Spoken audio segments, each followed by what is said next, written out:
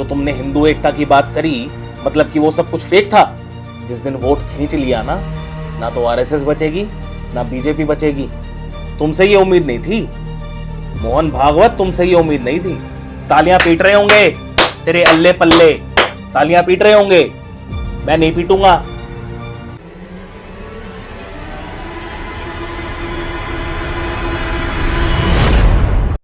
श्रीमान मोहन भागवत जी, मेरा आपसे सिर्फ एक ही अनुरोध है।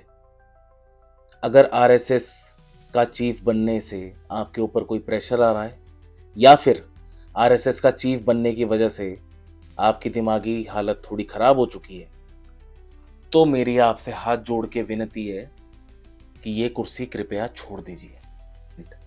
मेरा पूरा का पूरा चैनल, मेरा पूरा का पूरा अस्तित्व सिर्फ और सिर्फ हिंदुत्व पे टिका है। इस चैनल के सब्सक्राइबर 99% वही लोग हैं जो मेरी बात को सही मानते हैं। वो क्यों सही मानते हैं? क्योंकि मैं हिंदुत्व की बात करता हूं, क्योंकि मैं हिंदू एकता की बात करता हूं। और जिस संस्था को मैं अपना सब कुछ मान के, जबकि मैं उसका पार्ट भी नहीं रहा हूं कभी, उसको अपना आइडियल मान के जब मैं हिंदुत्व के नक्शे कदम पर चलना शुरू हुआ, तो आज मोहन भागवत जी क्या बयान दे रहे हैं कि आरएसएस हिंदुत्व की पॉलिटिक्स को फॉलो नहीं करती। मैं हूं आपका होस्ट शांतम, जो कि आज बिल्कुल भी शांत नहीं है। और मेरे अशांत होने का रीजन आज डॉक्टर मोहन भागवत जी हैं।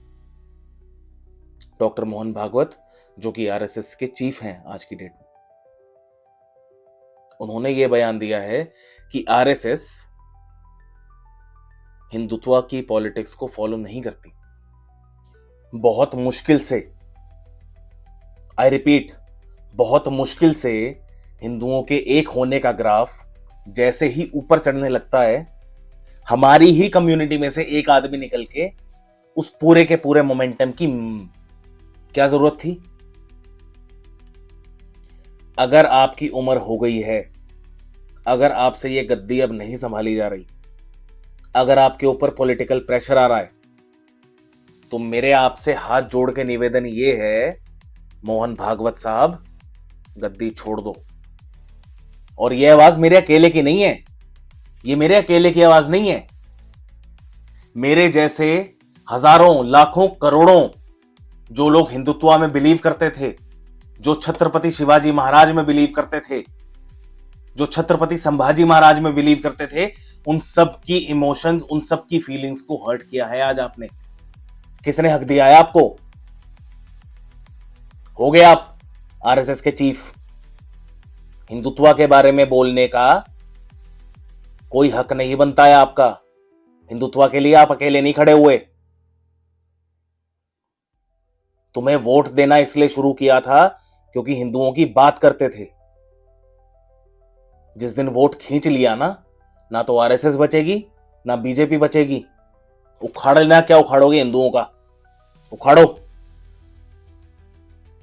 तुम आज ये बोल रहे हो कि तुम हिंदुत्व की पॉलिटिक्स को फॉलो नहीं करते, तो जो 11-12 करोड़ तुमने जो वोटर इकट्ठे करे, जो तुमने अपने आंदोलन के साथ जोड़े, जो तुमने हिंदू एकता की बात करी, मतलब कि वो सब कुछ फेक था। मतलब हिंदुओं को चूतिया बनाने के लिए सिर्फ एक खेल था वो। हम पागल हो गए यहां पे, हमने चैनल खोल लिए, हम लोग बात कर रहे हैं, हम चूतिया हैं? हम कौन है?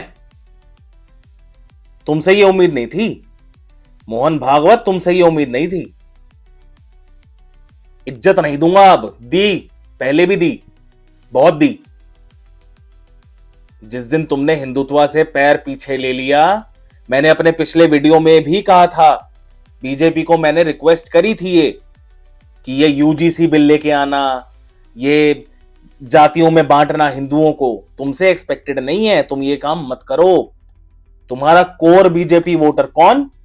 तुम्हारा कोर बीजेपी हिंदुत्व वोटर तुमसे अलग हो जाएगा।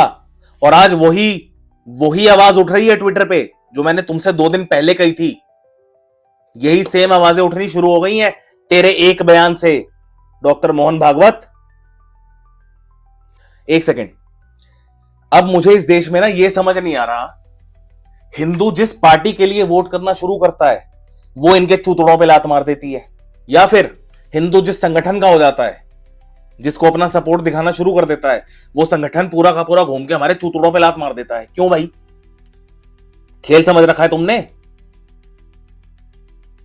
तू अगर नहीं करता हिंदुत्व पॉलिटिक्स को फॉलो, गद्दी छोड़ दे, किसी ऐसे आदमी को गद्दी दे जिसके अंदर दम हो खुलेआम ये बोलने का, छत्रपति शिवाजी महाराज के वंशज हैं, छत्रपति संभाजी महाराज के वंशज हैं, हिंदुत्व के लिए लड़ेंगे, हिंदुत्व के लिए जान ले भी सकते हैं, दे भी सकते हैं।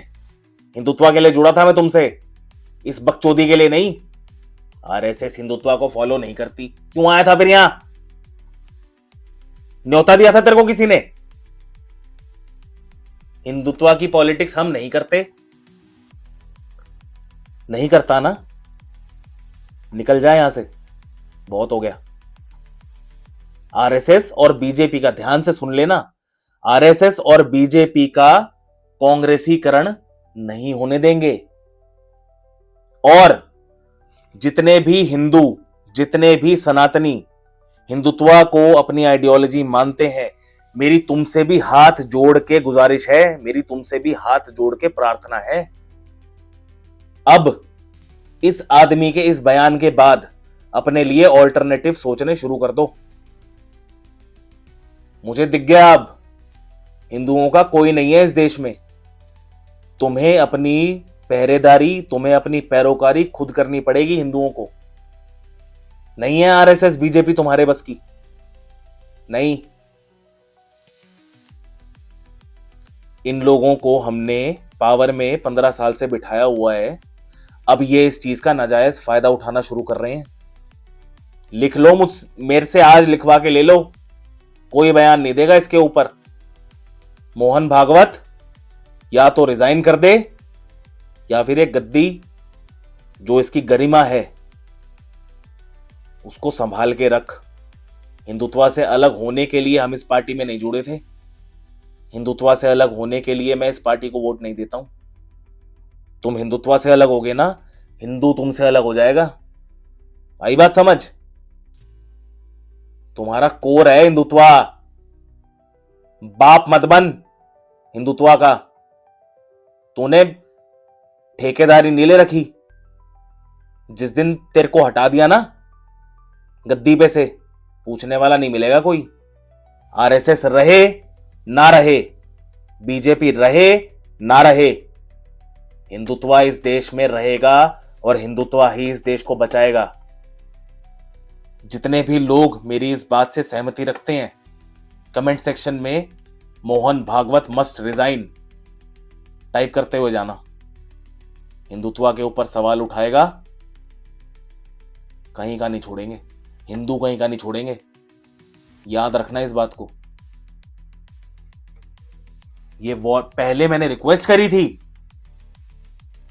अब मैं रिक्वेस्ट नहीं कर रहा हूं, ये हिंदुओं की वार्निंग मान के चलो। अब पहले यूजीसी और अब तेरा ये बयान, बीजेपी आरएसएस को तुम लोग लेके डूबोगे, हम नहीं, ना मैं, ना अजीत भारती, कोई भी नहीं, तुम लोग लेके डूब रहे हो उसको। सुधर जाओ। हिंदुओं ने जिस दिन वोट खींच लिया ना तुम्हारे नीचे से, चूतड़े मटकाते फिरोगे, वोट नहीं मिलेगा। हिंदुत्व के नाम पे अगर नई पार्टी भी बनानी पड़ी ना, वो भी बना लेंगे हम, तुम्हारी जरूरत नहीं है फिर हमें। हिंदुत्व पे नहीं चलती आरएसएस, किस पे चलती है फिर, ये भी बता देना कमेंट सेक्शन में। जय हिंद, जय जय श्री राम।